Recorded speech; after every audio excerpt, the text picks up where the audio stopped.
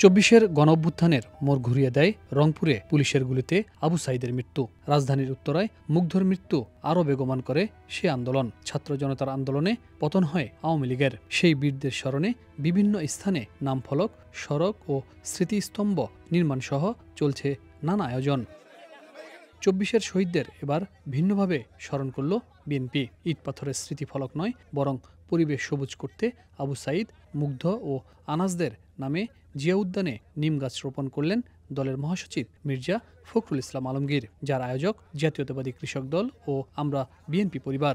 জনাব তারেক রহমানের পক্ষ থেকে তাদের যৎসামান্য হেল্প করা এবং তাদের পড়াশোনা এবং যারা খাদ্য পাচ্ছে না তাদেরকে দোরগোড়ায় খাদ্য পৌঁছে দেওয়া, এগুলো হচ্ছে আমরা বিএনপি পরিবারের কাজ।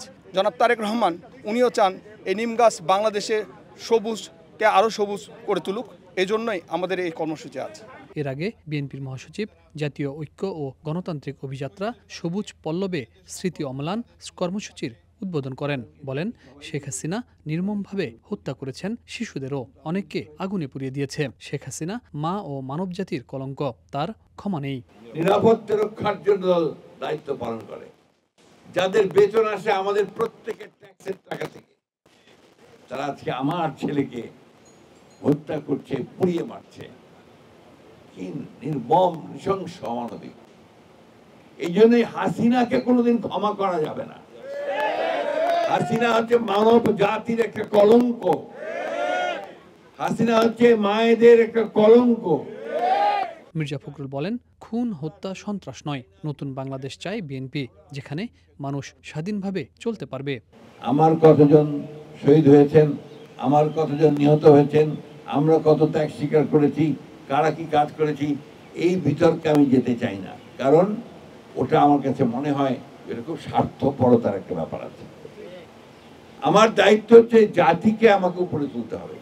সেই জন্যে আমাদের লক্ষ্য একটাই, সেটা হচ্ছে যে আমরা একটা সত্যিকার অর্থে একটা উদারপন্থী গণতান্ত্রিক রাষ্ট্র নির্মাণ করতে চাই।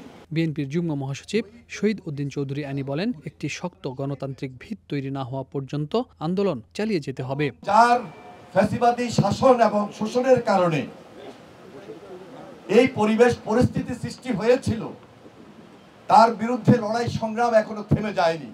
এই লড়াই সংগ্রাম আমাদেরকে আরো বেশি চালিয়ে যেতে হবে, যতক্ষণ পর্যন্ত আমরা সত্যিকার অর্থে একটা গণতন্ত্রের শক্ত ভিত প্রতিষ্ঠিত করতে না পারি। মির্জা ফখরুল বলেন, জলবায়ু পরিবর্তন এখন বৈশ্বিক সমস্যা।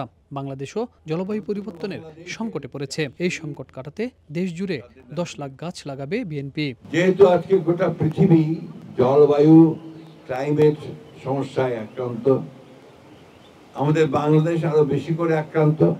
10 লক্ষ গাছ লাগানোর মধ্য দিয়ে আমরা এই বাংলাদেশকে সবুজ করবার একটা প্রক্রিয়া শুরু করব। দেশব্যাপী গাছ লাগানোর কর্মসূচি বাস্তবায়নে তহবিল সংগ্রহের কথাও জানান বিএনপি মহাসচিব। কি অমোঘ বিধান। Habib Rahman, one news, Dhaka. কিছুদিন আগে, 1 বছর আগে